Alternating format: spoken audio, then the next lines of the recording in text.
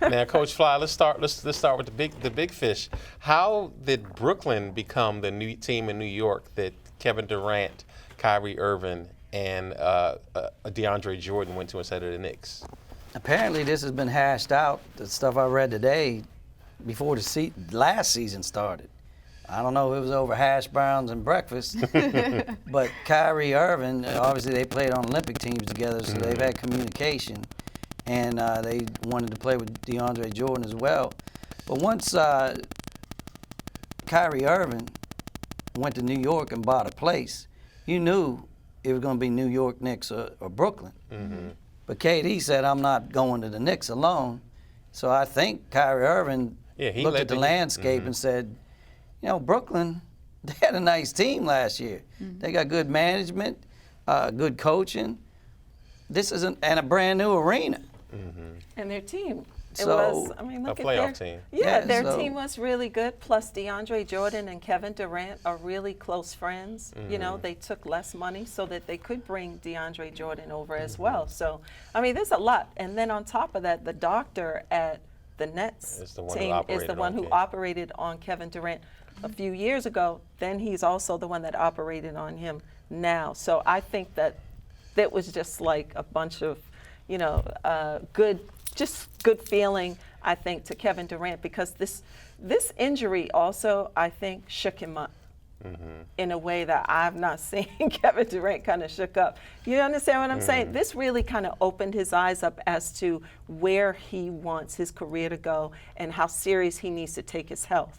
And I also believe that the Warriors, with the fact that they did not take it very seriously, the health of Kevin Durant, they allowed him to play.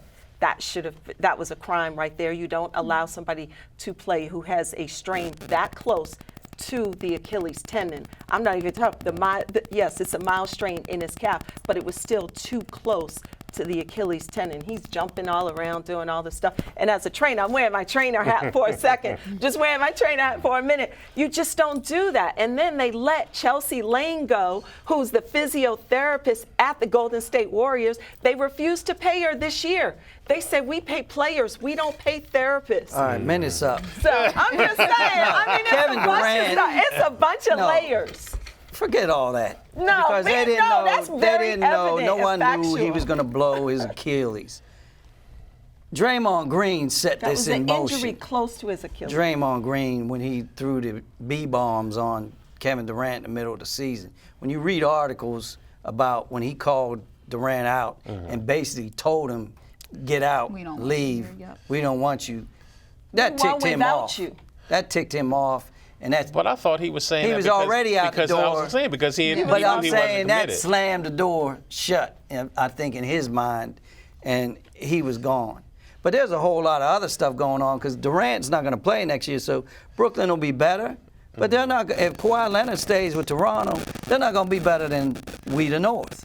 The team that made the move. The Raptors. No, the team to me that made the move is the Philadelphia 76ers. Al Horford. Yeah, they did.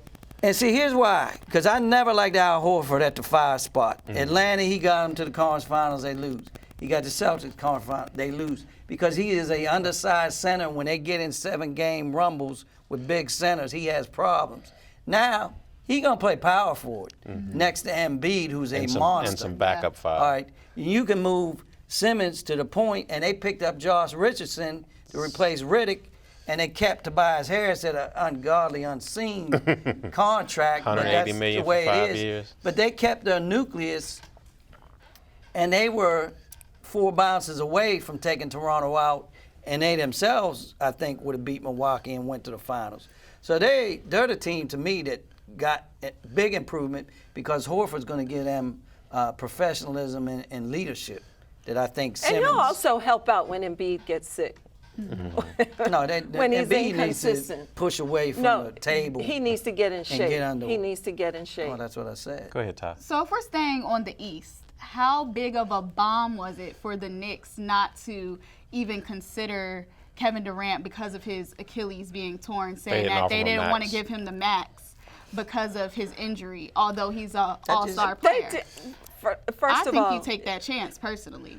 First of all, Yeah, but that's like somebody saying, "Oh, well, I didn't want you anyway."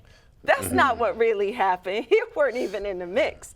I mean, Kevin Durant wouldn't even take a meeting with the Knicks. So that's just Dolan being the type of character that Dolan is, you know, of low character. He's just going to come and say something like, "Oh, well, we didn't want him anyway because he's all injured anyway." So, I mean, we weren't going to offer him the max deal. That's not really what took place. He's just kind of getting him back because Kevin Durant didn't want to take a meeting with the Knicks because he already had it coordinated with Kyrie and with DeAndre. They were already kind of coordinated. And he bought a house in New York, too, I read, before all this.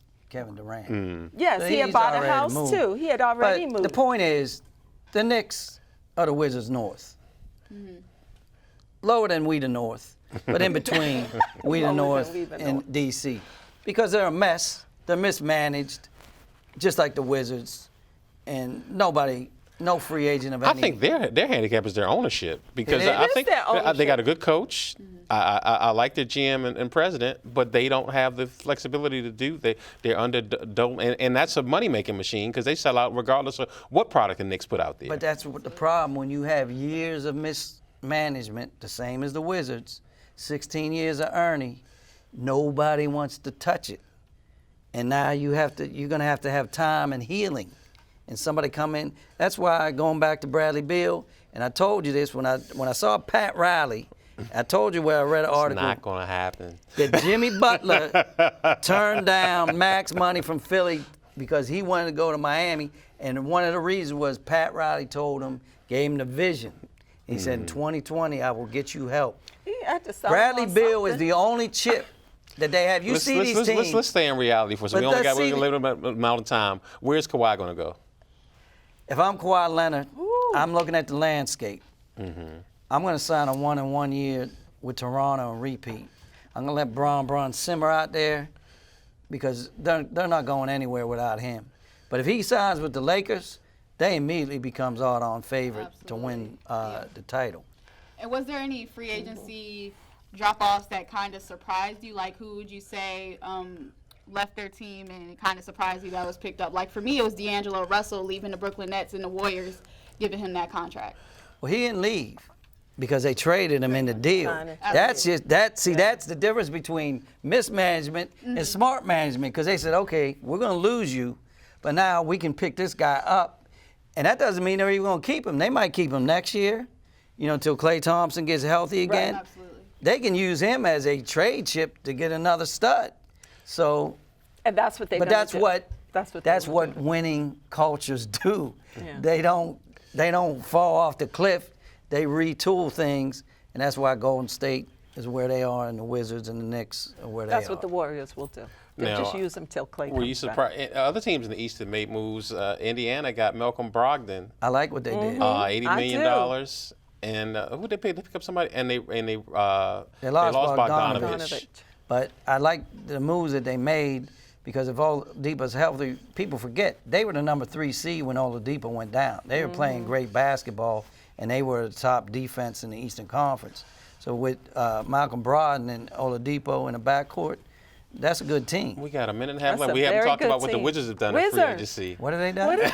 I think they signed Ish Smith. Ish Smith and maybe Isaiah Thomas. So they'll have some backcourt. And they re-signed Thomas Bryant. That was one positive move. Well, yeah, that and was also, good. let me just throw in the Celtics because they got Kemba Walker in exchange for Kyrie Irving. That's a sign. But remember, last year they drafted the big 7-footer Robert Williams. That's why they let Horford go. 6'10".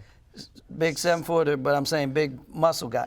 And then in free agency, which I said the Wizards should do this too, go after Taco Fall. They got Taco Fall, they've got Robert Williams, and they just signed Enes Kanter. So now they got a 3-headed monster on their back line, and now Tatum is going to rise up. They're going to probably use him as a premier, and Brown. Offense, Brown and Hayward. So the Celtics, I don't think they lost in this. I think they gained. And also the Bucks too. Yes. Lopez brothers. They got 3 7-footers. That's huge. And they signed Wes Matthews. Yes. Big. But they gave the shooting guard off him $170 million. Middleton. Chris Middleton. They had to keep him. Yeah. Because they got to keep the Greek freak happy. Yeah, All right, but they had to Alena, let Middleton go. when they can catch your show? Tomorrow, 6 p.m., listenvisionlive.com. All right, that's going to do it for this edition. I know you enjoyed it. It was informative and action-packed. And you can look forward for more discussion of regular season action for the Washington Mystics, summer league action for the Wizards and the NBA, special features, and interviews with the players and coaches from the high school, college, and professional basketball teams in the metropolitan area on future shows. And if it's happening around the court, and if it's happening on the court, then we're definitely around the ball. And for all of you aspiring basketball players out there, don't forget that your education is the first steps in making your hoop dreams come true. So until next time, I'm Tykera Carter. And I'm Andrew Dyer for the Roundball Report. Good night.